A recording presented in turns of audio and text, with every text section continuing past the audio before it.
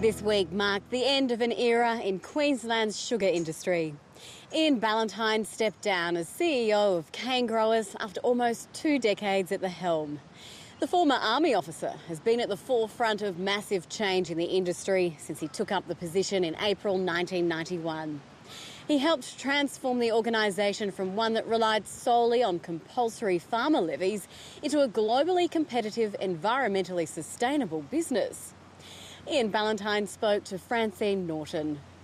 Ian Ballantyne, you've been at the helm of Canegrowers for almost 20 years. Did you ever imagine that you'd be here for so long? Oh, absolutely not. I knew very little about sugar when I arrived here. I saw it as an opportunity in Brisbane, an opportunity to step after I left the army and left other lives. But no, I have a 5-year contract which is due to expire shortly. What were the biggest issues facing the sugar industry when you took up the job? The industry grew quite dramatically in the first 5 or 6 or 7 years that I was here, to one which produced 25 million tonne of cane to one which produced over 40 million. That over-expansion, if you like, then caught up with us in the early part of this century, and we saw prices drop around the world and we saw a great contraction of the industry. We went from 6,500 farmers in that period around 2000 or 2001 back today to about 3,500 to 3,700 farmers.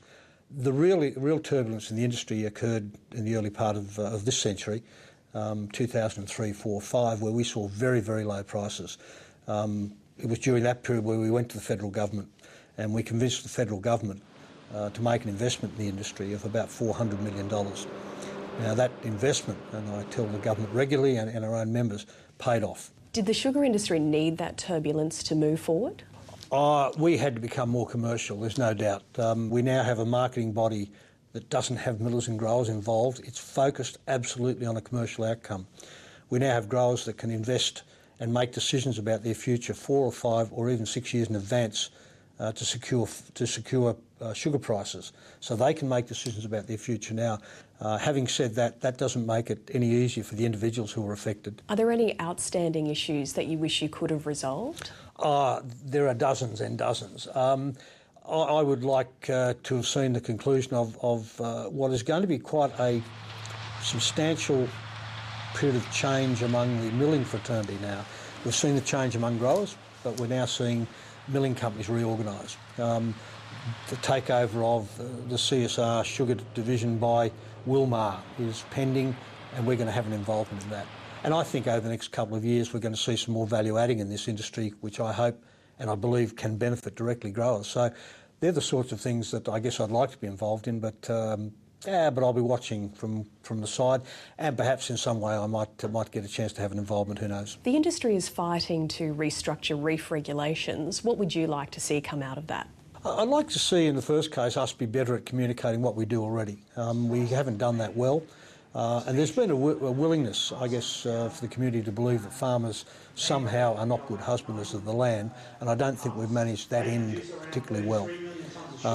We will certainly have to comply with the new regulations. My goal has certainly been to make those regulations practical and to have as little impact on our productivity as possible. But I view, and I've got a view now, that our farmers are probably the best in the world at what they do. They are part of the community. They've been living adjacent to that barrier reef for a long time, and anything that they can do to preserve it, they will do. And I think they're doing that already. How are relations between the industry and the state and federal governments, and how have they changed since you took up the job?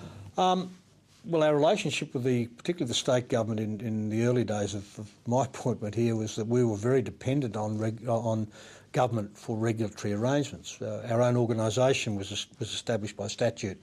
We also at federal level had things like tariffs. We had involvement of the federal government in the industry.